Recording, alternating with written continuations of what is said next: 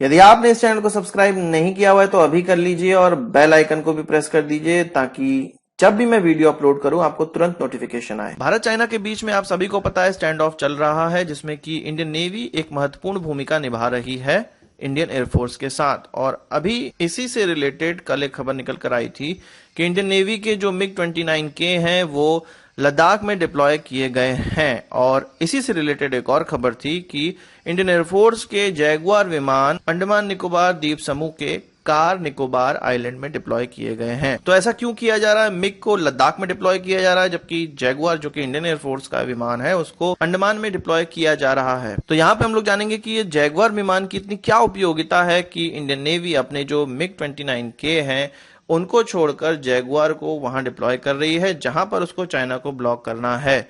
Malacca street से आपको पता है कि चाइना का बहुत ज्यादा व्यापार यानी कि 80% व्यापार वहीं से गुजरता है और इसमें उनकी कार्गो शिप होती हैं, ऑयल की शिप होती हैं। इसके अलावा उनकी नेवी भी जब इंडियन ओशन में आने का प्रयास करती है तो इसी जगह से आती है। तो यहां पर उनको ब्लॉक करने का प्रयास किया जा रहा है। तो यह इंडियन नेवी के शिप से ब्लॉक क्यों नहीं हो सकते हैं? क्या ऐसा खास है जैगुआर में जो कि जैगुआर को वहां पर डिप्लॉय किया गया है?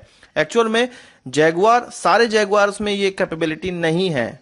कुछ ही जैगुआर्स हैं जिनमें ये कैपेबिलिटी है, जो कि स्क्वाड्रन 6 के तहत इंडक्ट किए गए थे, जिनको ड्रैगन कहा जाता है। और इनकी खास बात यह है कि ये जैगुआर के IM वाले वेरिएंट होते हैं, जो कि मैरीटाइम स्ट्राइक एयरक्राफ्ट कहे जाते हैं, यानी कि समुद्र में घूमने वाले किसी भी टारगेट को नष्ट करने के लिए इन एयरक्राफ्टों को स्पेशली डिजाइन किया गया है। इसके अलावा जैगुआर ही भारतीय एयरफोर्स के ऐसे एयरक्राफ्ट हैं, एकमात्र एयरक्राफ्ट हैं जिनमें कि एसा रडारों का इस्तेमाल किया जाता है, जो कि डैरन 3 के तहत इनको प्राप्त हुए हैं। और इसमें इजराइल की एल्टा कंपनी के रडार इस्तेमाल किए जाते हैं। एसा रडारों की खास बात यह होती है कि कई टारगेटों को ये एक साथ ट्रैक कर सकता है और इन सभी में एक साथ मिसाइल भी दाग सकता है। इसके अलावा इन जैगुआर मैरीटाइम स्ट्राइक एयरक्राफ्टों की एक और खास बात है कि इसमें हार्पून ब्लॉक 2 मिसाइल लगी हुई हैं, जो कि 2010 में प्रोक्योर की गई थी और उसी समय से इनमें इसको इंटीग्रेट किया गया है। हार्पून मिसाइल माना जाता है कि सबसे बेहतरीन, हवा से समंदर में मार करने वाली सबसे बेहतरीन मिसाइलें होती हैं और इसको हमारे P-8I में भी इंडक्ट किया गया है। अमेरिका के द्वारा इसको बनाया जाता है और उनके द्वारा इसका इस्तेमाल भी किया जाता है।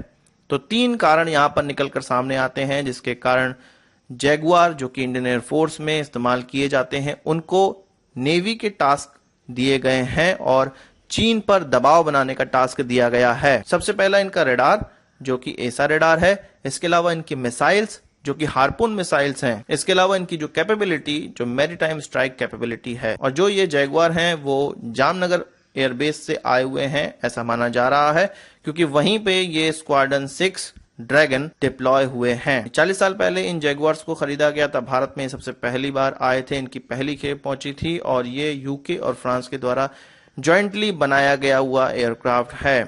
पर बाद में कुछ ऐसे जैगुआर्स को भी खरीदा गया जो कि समंदर में स्ट्राइक करने के काबिल हों और अभी भारतीय एयरफोर्स में लगभग 116 के लगभग ये एयरक्राफ्ट इस्तेमाल किए जा रहे हैं।